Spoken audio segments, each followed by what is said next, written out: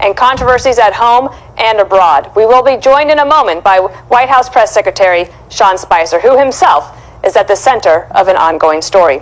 Before we get the New York Post columnist about Steve Bannon, his chief strategist, and saying, I like Steve, but, if I heard that as press secretary, I think, that's what comes after but?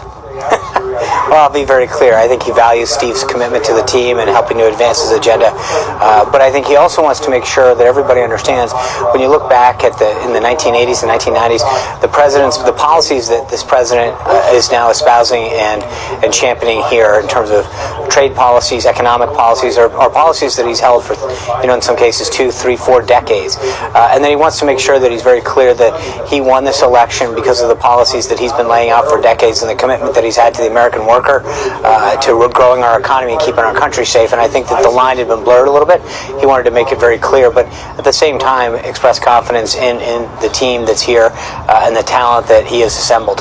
Sean, yesterday you made an error in the briefing when talking about atrocities committed by the Syrian President Assad when you compared it to Hitler. And you immediately corrected that mistake. And I thought your apology was quite sincere and genuine. Now, it was quite interesting to me that all 3 networks last night led the news with that mistake and that apology rather than the other news. But, okay, setting that aside, when did you know, at what point in the briefing yesterday did you know that you had something that you had to fix?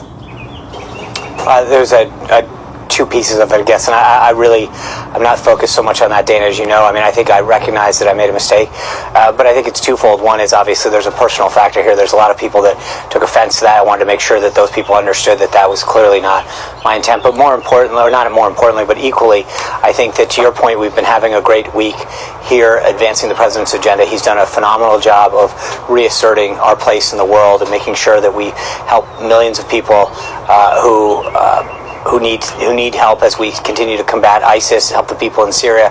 And it was just unfortunate that my mistake helped create a distraction from the president's, the great work that he's doing for this country and frankly throughout the world. So I knew that it needed to be fixed, and I sincerely not just regret that what I did to other people about my own mistake, but also obviously it's a mistake and you let down the president who you serve, because my job is to help do what I can to advance this thing, not get in the way of it. Unfortunately, yesterday I did just that. But Sean, were you a little harder on yourself than even the president was? I mean, did you have a chance to talk to him?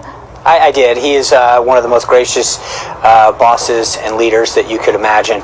But you're right. You are hard on yourself when you realize, and you know this better than anybody, Dana, this is an awesome responsibility and a great privilege and honor to have this position. And I think when you are guilty of making a mistake, you recognize that you're at least for me, a little bit hard on myself, because I realized that I was a distraction from the great work that this president has and continues to do on behalf of this country. And when you overshadow his accomplishments and the commitments that he's making to put people back to work, to reform healthcare, on education, and keeping this country safe in so many ways, you have to reflect and just you know that you are a distraction to his great work and the privilege and honor that he's given me.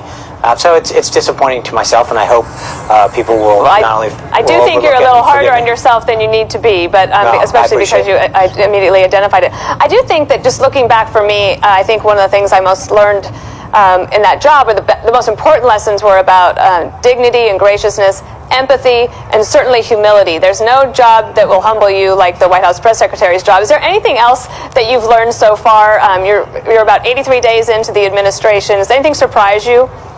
No, I think you gave me some very sage advice during this process, and I think it really is. I think you've got to go in every day and be prepared as you can be. You got a lot of homework to do every day. You're trying to represent this government, the American people, the president, making sure that you understand the key issues at hand, and frankly, some of the issues that haven't bubbled up to the top, but you're as prepared as possible. And that you're as focused as possible. And obviously, you see sometimes what happens when you're not.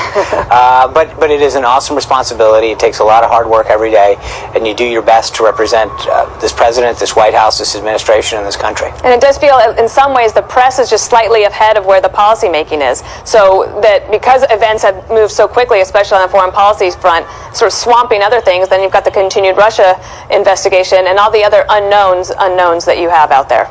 Well, that's right. But I think, again, if you actually stop and look at what the president's been able to accomplish over the last 10 days, you know, 3 world leaders come in last week, where we're making tremendous progress. And it's amazing how many of these world leaders the president meets with.